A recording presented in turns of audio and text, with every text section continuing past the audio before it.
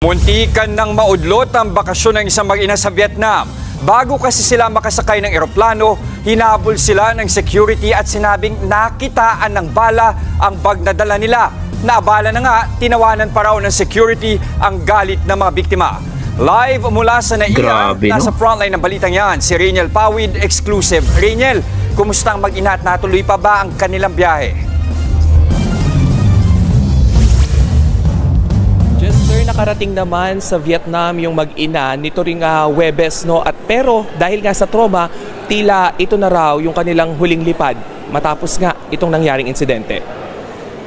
Bala, saan dito bala? Wala ayan, naman. Pakiano mo po? Binukalkal talaga. Rosary. Halos ibulatlat na ng senior citizen na si Ruth Adele ang kanyang bag sa boarding area ng NAIA Terminal 3 nitong Huwebes. Matapos kasing makalagpas sa huling screening area, laking gulat nila ng anak na si Kai nang bigla silang sinundan ng 3 airport security officers. May dalang cellphone